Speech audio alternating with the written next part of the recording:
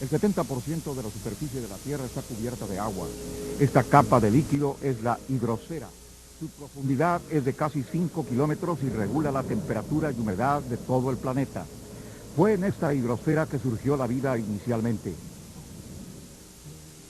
La atmósfera de la Tierra es una capa de gas que cubre todo el planeta, incluyendo la litosfera y la hidrosfera. La atmósfera filtra la radiación dañina del Sol. La Tierra recibe la energía solar de manera desigual. Esto crea diferentes temperaturas según la zona y produce viento. Las diferencias de temperatura y humedad crean una gran variedad de climas sobre la Tierra. Los gases principales de nuestra atmósfera son el oxígeno y el nitrógeno. Sin embargo, el dióxido de carbono también es importante, ya que es necesario para que las plantas puedan realizar el proceso de fotosíntesis. Tanto la hidrosfera como la atmósfera controlan la temperatura de todo el planeta.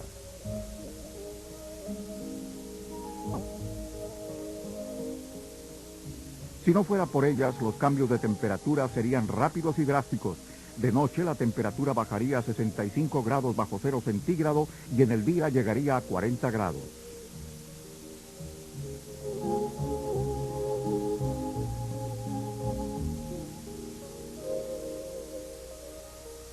Las condiciones más favorables para el desarrollo y la diversificación de la vida se encuentran en las selvas tropicales. Pero a pesar de la adversidad de otras regiones, algunas especies han logrado sobrevivir. Desde los inicios del tiempo, muchas especies no han hecho más que luchar para adaptarse a las diversas y a veces duras condiciones de este planeta.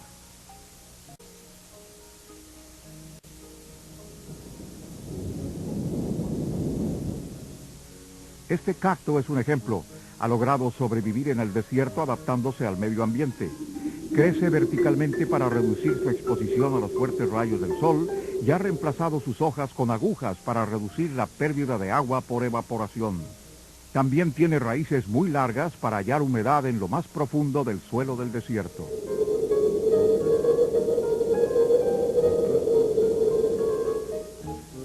La vida en las montañas es difícil ya que hay menos oxígeno para respirar a mayores alturas.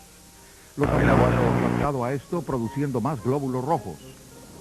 Debido a la enorme presión y falta de luz en el fondo del océano, ciertas especies han creado seres extraños. Uno de ellos hasta genera su propia luz. Originalmente nuestra atmósfera no contenía oxígeno. Después de millones de años, los subproductos de las plantas cambiaron la atmósfera a su composición presente.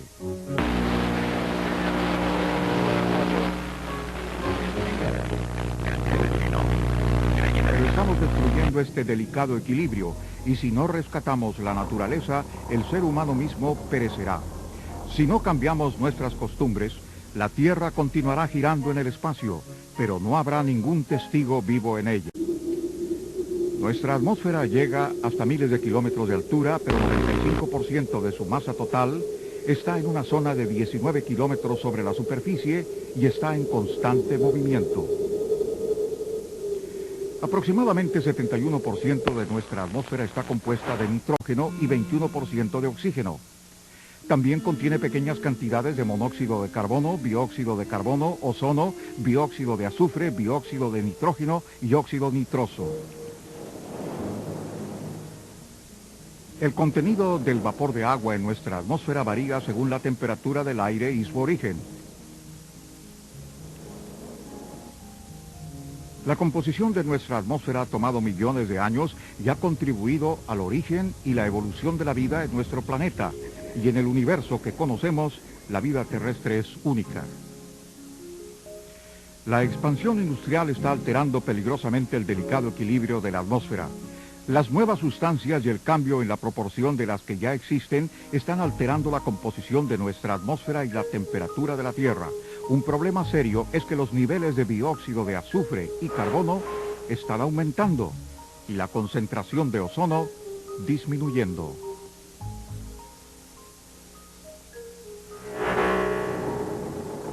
El ser humano es el único responsable de esto y solo él puede hallar soluciones para un problema tan serio.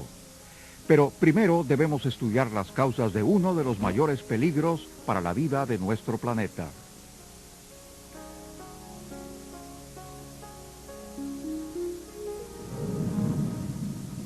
Hay muchas maneras de contaminar el medio ambiente, pero quizás la más destructiva es el uso de combustibles fósiles, como el carbón, petróleo y gas natural.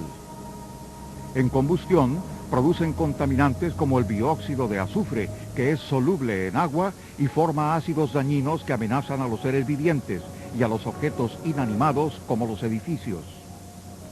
El producto de la combustión del petróleo contiene compuestos tóxicos de plomo y monóxido de carbono que llegan a niveles peligrosos en ciudades y áreas de mucho tráfico. La mayor parte del combustible fósil es utilizado en los sistemas de calefacción y automóviles. Las partículas residuales e hidrocarburos no quemados también son liberados a la atmósfera en gran cantidad.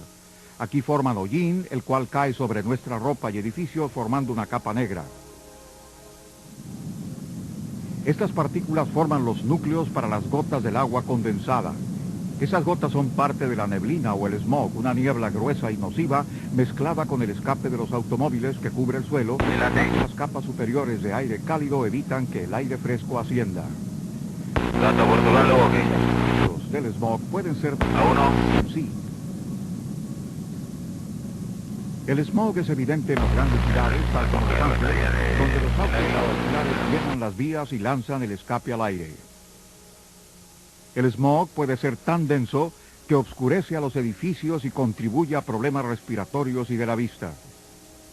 Los Ángeles requerirá que las emisiones que generan el smog deben ser reducidas un 70% para el año 2007.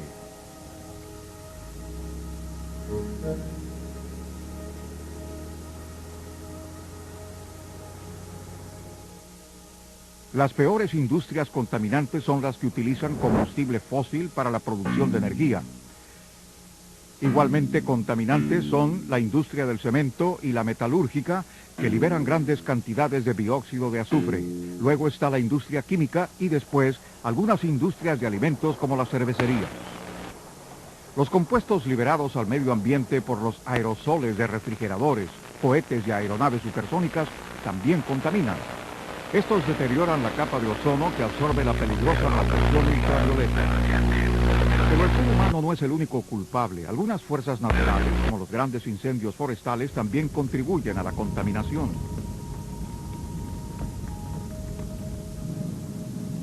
Las erupciones volcánicas son uno de los mayores contaminantes. A menudo producen espesas nubes de partículas suspendidas que pueden permanecer años en la atmósfera. Cuando las nubes son lo suficientemente gruesas, interrumpen los rayos del sol y disminuyen el proceso de fotosíntesis en las plantas. Un ejemplo dramático del efecto de un volcán en la temperatura de la Tierra se dio en 1991 con la erupción del monte Pinatubo en las Filipinas. Las pequeñas partículas del volcán se dispersaron por todo el mundo y reflejaban una pequeña cantidad de luz solar de vuelta al espacio. Permanecieron suspendidas por varios años y le habrían reducido el calentamiento global de nuestro planeta.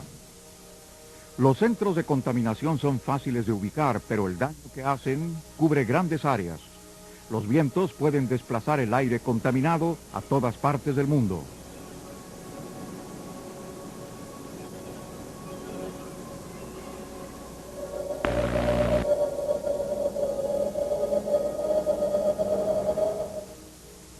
Una de las formas más devastadoras de contaminación que recientemente ha recibido mucha publicidad es la lluvia ácida. Muchos creen que tuvo su origen en Europa Occidental, pero sus efectos son más visibles en Escandinavia y Europa Central. Partes de América del Norte también sufren el efecto de la lluvia ácida. Comienza con trióxido de azufre, un subproducto de la combustión del carbón y petróleo, el cual, combinado con vapor de agua, forma ácido sulfúrico en la atmósfera. Es transportado por el viento a grandes distancias antes de caer en la forma de lluvia, dañando la flora y la fauna.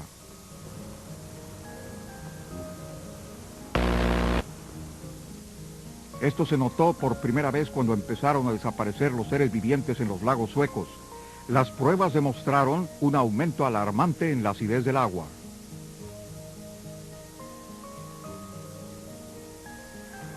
En la zona norte de Estados Unidos y Canadá, las áreas de agua natural se estaban deteriorando y la población de los peces, especialmente el salmón, disminuía rápidamente.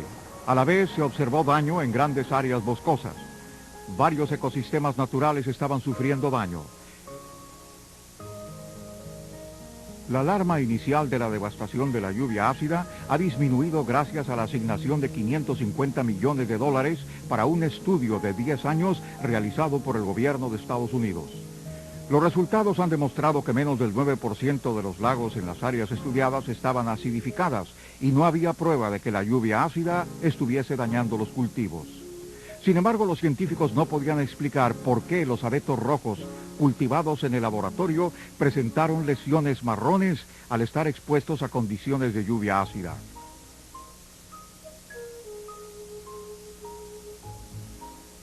Otra inquietud de los científicos es el llamado efecto de invernadero, que puede afectar a todo el planeta debido a los cambios que provocaría en el clima mundial. Como resultado directo de nuestro uso continuo de combustibles fósiles, el dióxido de carbono está aumentando rápidamente. Las plantas verdes requieren dióxido de carbono para la fotosíntesis, la cual produce azúcares y libera oxígeno a la atmósfera. Pero las plantas no pueden compensar por el aumento en el dióxido de carbono. Para complicar el asunto aún más, los bosques están desapareciendo debido a los incendios, la invasión del desierto y las actividades madereras. Estos bosques son tan importantes que la desaparición de la selva amazónica sería una catástrofe para todo el planeta.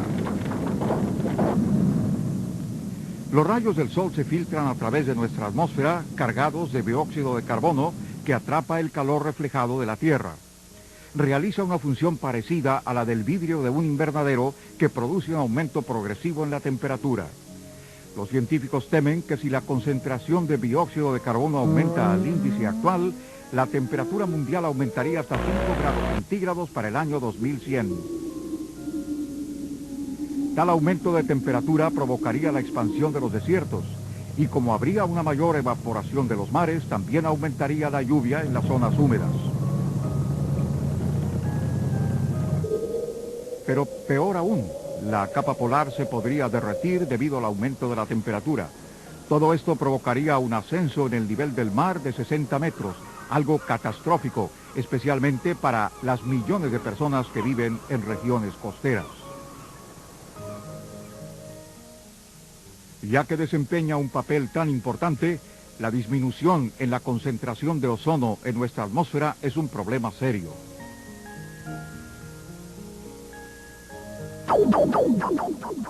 El ozono absorbe la mayor parte de la radiación ultravioleta que nos llega del sol, y el agotamiento del ozono provocaría un aumento en los casos de cáncer en la piel.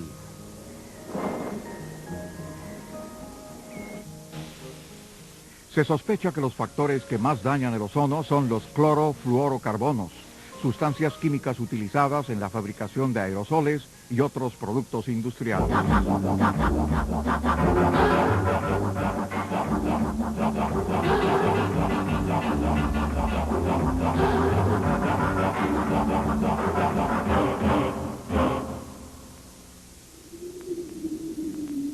Hasta en la región del Antártico, donde el aire es relativamente libre debido al viento, se ha descubierto un agujero en la capa de ozono. Este continúa creciendo, lo cual preocupa seriamente a la comunidad internacional. Se le ha dado muy poca publicidad al óxido nitroso, otra sustancia química que destruye el ozono. Se conoce mayormente como un gas anestésico dental. Es algo serio ya que destruye más ozono que los clorofluorocarbonos y es 200 veces más potente que el dióxido de carbono en el calentamiento de nuestro planeta. Toma 150 años para eliminarlo del medio ambiente. Se calcula que las fábricas emiten 727.000 toneladas anualmente, pero hasta ahora ningún gobierno ha tomado pasos para reglamentarlo.